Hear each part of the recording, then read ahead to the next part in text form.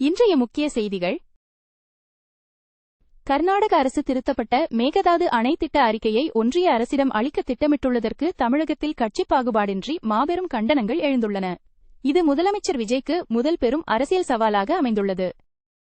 Karnataka's plan to submit a revised Mekedatu Dam project report to the Union government has drawn massive cross-party condemnation in Tamil Nadu, posing Chief Minister Vijay's first major political challenge. அண்மை தேர்தல் முடிவுகளை ஒரு திரைப்பட ஆழிப்பேரலை என்று குறிப்பிட்ட திமுக தலைவர் மு.க. ஸ்டாலின், முதலமைச்சர் விஜயின் வலுவில்லாத தவேக கூட்டணி பிற கட்சிகளை சார்ந்துள்ளதால் 5 ஆண்டுகளுக்கு முன்பாகவே கவிழ்ந்துவிடும் என்று கணித்துள்ளார். DMK President M.K. Stalin termed the recent election results a cinema tsunami, predicting that Chief Minister Vijay's fragile TVK coalition depends on external dynamics and will collapse before 5 years. திமுக தனது தலைமை பொறுப்புகளை மறுசீரமைத்து தமிழக சட்டப்பேரவையின் எதிர்க்கட்சித் தலைவராக உதயநிதி ஸ்டாலினை அமர்த்தியுள்ளது. மூத்த தலைவர் K.N. நேரு அவரது துணைத் தலைவராக செயல்படுவார். Restructuring its leadership, the DMK appointed Udayanidhi Stalin as the leader of the opposition in the Tamil Nadu Legislative Assembly. Senior leader K.N. Nehru will serve as his deputy. தமிழகம் முழுவதும் குறிப்பாக சென்னையில் முன்னறிவிப்பின்றி அடிக்கடி ஏற்படும் மின்தடைகளுக்கு அதிமுக பொதுச் செயலாளர் எடப்பாடி கே. பழனிசாமி கண்டனம் தெரிவித்துள்ளார். மின்கட்டமைப்பு சிக்கல்களை போர்க்கால அடிப்படையில் சரிசெய்யுமாறு தவேக அரசை அவர் வலியுறுத்தியுள்ளார். AIADMK General Secretary Edappadi K. Palaniswamy condemned frequent unscheduled power outages across Tamil Nadu, particularly in Chennai. He urged the TVK administration to fix power grid issues on a war footing. சட்டம் ஒழுங்கை மேம்படுத்த முதலமைச்சர் விஜய் இட்ட ஆணையை தொடர்ந்து திட்டமிட்ட குற்றங்களுக்கு எதிரான 3 நாள் வேட்டையில் 3246 சந்தேகத்திற்குரிய ஆட்களை தடுப்பு காவலில் எடுத்துள்ளது. மேலும் 419 போதைப்பொருள் குற்றவாளிகளை கைது செய்துள்ளது. Following Chief Minister Vijay's orders to improve law and order, Tamil Nadu police detained 3,246 suspected rowdies and arrested 419 narcotics offenders during a massive 3-day crackdown on organized crime. புதுடில்லி சந்திப்புகளின் போது அமைச்சர் ரூபியோ மற்றும் அமைச்சர் ஜெய்சங்கர் ஆகியோர் நிலையான இருதரப்பு வணிக ஒப்பந்தத்தை உறுதி செய்வதற்கான முன்னேற்றத்தை அறிவித்தனர். இந்தியாவின் உள்நாட்டு பொருளாதாரத்தை மேம்படுத்தும் உத்திசார் எரிசக்தி கூட்டாண்மையை இது வலுப்படுத்துகிறது.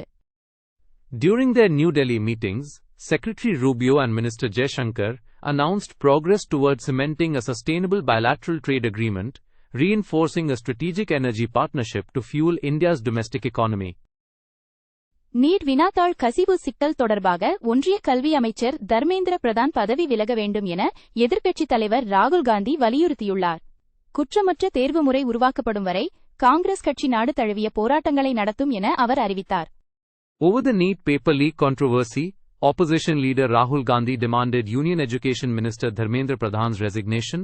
He declared Congress will hold nationwide protests until a foolproof examination system is created.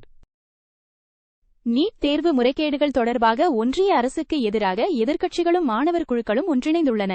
கல்வி அமைச்சகத்திடமிருந்து கடுமையான பொறுப்புக்கூறல் மற்றும் வெளிப்படைத்தன்மையை கோரி அவர்கள் தீவிரமான நாடு தழுவிய போராட்டங்களை நடத்தி வருகின்றனர். Opposition parties and student groups have unified against the central government over NEET UG irregularities. They are holding intensified nationwide protests, demanding strict accountability and transparency from the Education Ministry. June 21ஆம் தேதி நடைபெறவுள்ள NEET மறுதேர்வு எழுதும் மாணவர்களுக்கு கட்டணமில்லா பேருந்து பயணத்தை வழங்குமாறு முதலமைச்சர்களை அரவிந்த் கெஜ்ரிவால் வலியுறுத்தினார். நுழைவுச் சீட்டுகளை காட்டும் தேர்வர்களுக்கு பஞ்சாப் மற்றும் ஹரியானா மாநிலங்கள் ஏற்கனவே கட்டணத்தை தள்ளுபடி செய்துள்ளன. Arvind Kejriwal urged chief ministers to provide free bus transit for students appearing in the June 21 NEET UG re-examination. Punjab and Haryana have already waived fares for candidates showing admit cards. அதிகரித்து வரும் Ebola நோய் பரவலால் ஏற்படும் கடுமையான உடல்நலக்கேடுகள் காரணமாக Congo சனநாயக குடியரசு Uganda மற்றும் தெற்கு Sudan ஆகிய நாடுகளுக்கு தேவையற்ற பயணங்களை தவிர்க்குமாறு குடிமக்களுக்கு வெளியுறவு அமைச்சகம் அறிவுறுத்தியுள்ளது. The Ministry of External Affairs advised citizens to avoid non-essential travel to the Democratic Republic of the Congo, Uganda and South Sudan due to severe health risks from a rising Ebola outbreak. இந்திய தடகள வரலாற்றில் ஒரு சிறப்புமிக்க நாளில் ராஞ்சியில் நடைபெற்ற தேசிய கூட்டமைப்பு கோப்பையில் 100 மீட்டர் தேசிய சாதனையை முறியடித்ததன் மூலம் இந்தியாவின் அதிவேக மனிதராக ஓட்டப்பந்தய வீரர் குரிந்தர் வீர் சிங் உருவெடுத்துள்ளார்.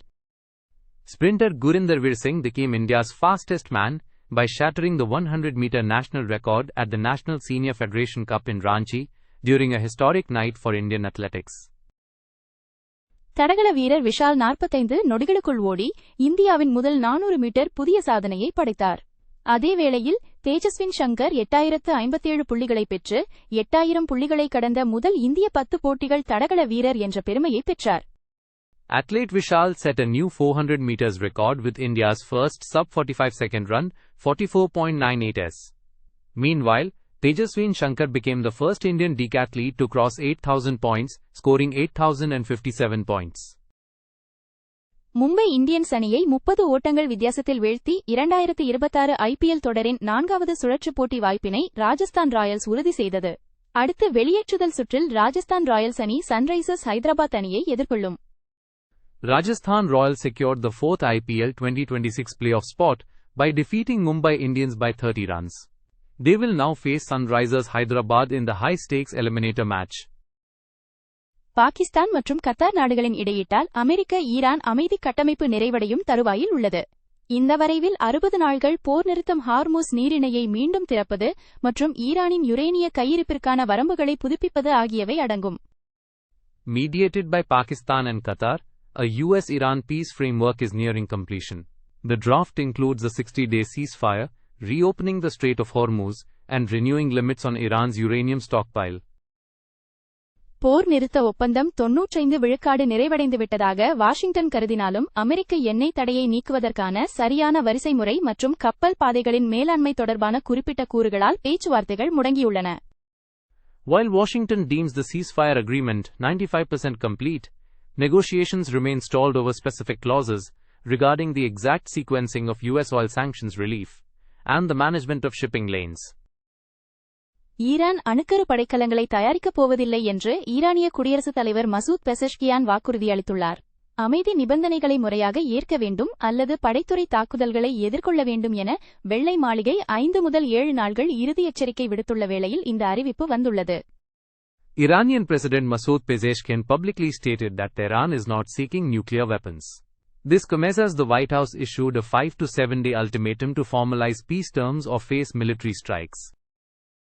செய்திகள் மூலமாக தொடர்ந்து ஆங்கிலம் பயில இந்த சேனலை லைக், ஷேர் மற்றும் சப்ஸ்கிரைப் செய்யவும். Like, share and subscribe to this channel to continue learning English through news.